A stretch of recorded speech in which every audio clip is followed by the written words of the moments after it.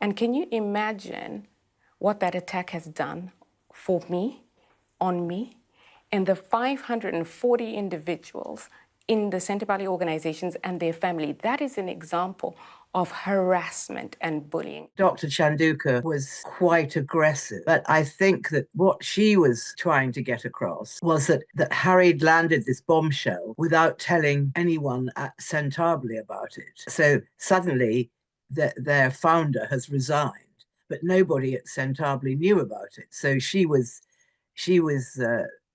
very taken aback. But I think, so she then gave her interview to kind of redress the balance. And she is then accused. By the way, when you say the Sussex machine, what are you talking about? The PR machine that supports Prince Harry's efforts. The only way we discovered of his decision was through the Sussex machine activating newspapers. Which isn't necessarily how you or I would see it, but professionally, I suppose it could be called bullying tactics, because he is the founder of the charity and he suddenly resigns without telling the chairman of the charity. So technically, she's right. She's blaming Megxit for a drop-off in support. She's blaming the fact that Harry is based in America. And she's blaming the fact that his particular brand, especially after the publication of his book Spare, his particular brand has really a bad reputation, although he gave 1.2 million of his Spare earnings to Centarbly. It seems that Harry has been the main donor to this charity for some time, and now that's dropped off. I don't think Mrs. Chanduka regrets anything. I think she's a force to be reckoned with. She's very bright. She's held some very senior positions, but she's also, I think, got quite a big chip on her shoulder. I would think she's a real force to be reckoned with, and it is very, very difficult for Harry to deal with. I think she actually said that relationships had worsened with Harry over the last year, but I don't think Harry would be able to deal with her. I think Harry doesn't deal well with being told what to do, full stop. He's lived this royal life. He's been very privileged, and he expects people to do what he says, because that's basically how he's been brought up. Apart from his army years, he's been brought up for people to say yes sir, no sir, and do his bidding. So he's not used to somebody actually calling him up and saying, I think what you're doing is wrong. He's not used to that. I see it as a game of ping pong here.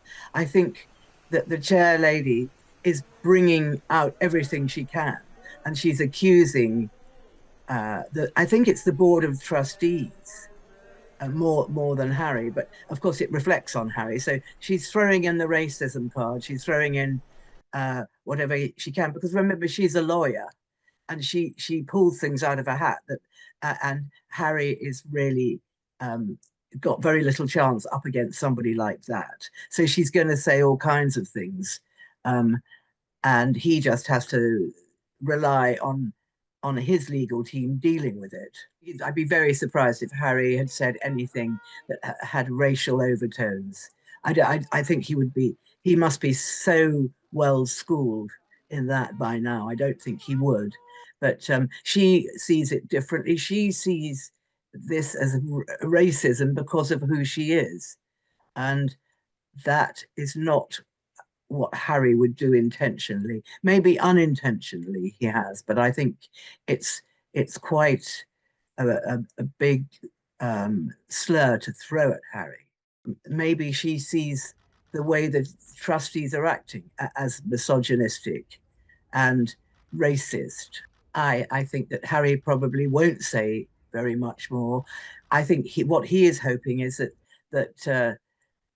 Chanduka they will be able to actually push her out, get her to stand down, and then he and Prince Lesotho could re-enter the fray, if you like, and re-establish themselves. I think that's what he'd like long term, but I wouldn't want to go up against that lady. I think she's very, very smart. Obviously, it won't be Harry personally, it'll be his lawyers. So yet again, it's going to be a big legal battle. If it's pushed forward anymore, it's just going to cost more and more money. And presumably that money will have to come out of Centably. I think that Harry is out of his depth here. And it's very sad because, as everybody knows, that it was set up in honor of his mother and Prince Lesotho's mother. And I think both of whom died, as we know. So, and it's a very personal thing. So I think Harry is very emotional about this, and I'm sure he's extremely upset, at being called, basically being accused of being a racist, and basically being accused as a toxic brand. I think he's floundering in very deep waters here. And I think that this is going to, I don't think that Mrs. Chalunka is going to let this go. And I think this will go on and on. Basically, they want to get rid of her, but she is saying, you can't get rid of me. You know, he's very, very distressed about the whole thing. Harry likes a fight. I mean, it's part of his nature, and I don't think he's going to let this go. He will probably be advised just to keep very quiet, and maybe he'll take that advice, but I feel very doubtful that he will. Yeah, I think Meghan rather likes to unleash Harry when she feels there's a fight on their hands, and you very much feel that although this is Harry's charity, you very much feel the influence of Meghan here, because she wants to ride along on the glory of the charity, and certainly did. I think that because of Meghan is so unpopular, and there's any opportunity to have a go at Meghan, and now there's certainly more evidence of her bullying, because she was, you know, we all saw it with our own eyes, the way she treated Mrs. Chanunka at the Centably charity polo match. We saw it. I think this will run and run, because I don't think she's the sort of woman who's going to sit down and take criticism. And I don't think Meghan is the sort of woman that wants to sit down and take criticism. So it may become something between basically the two women, although Meghan will be behind the scenes. Netflix just see the Harry and Meghan show, and particularly at the moment, the Meghan show, as the most enormous publicity roller coaster. I mean, since Meghan made her cooking program, she's been in newspapers globally almost every day. So Netflix look at that and say, this is amazing publicity, even though it's negative and everybody's hating it. It's still the most amazing coverage. And I suppose they could look at this the same way and think, well, this couple are golden, because whatever they do is front page news.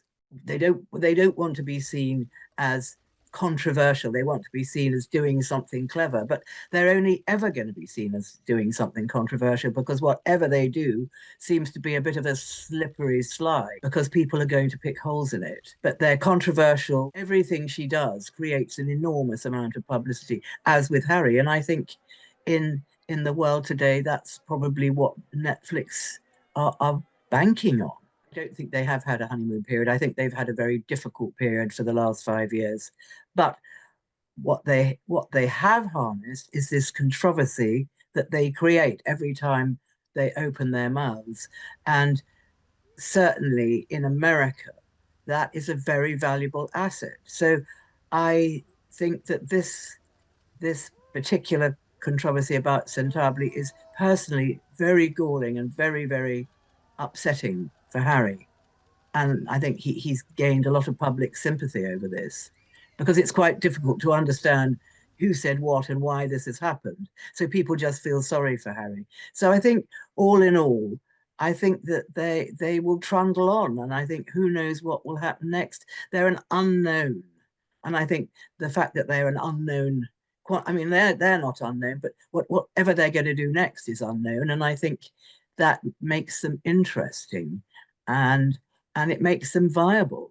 It's just the way things are. So I don't look into their future, but I can't see them going away.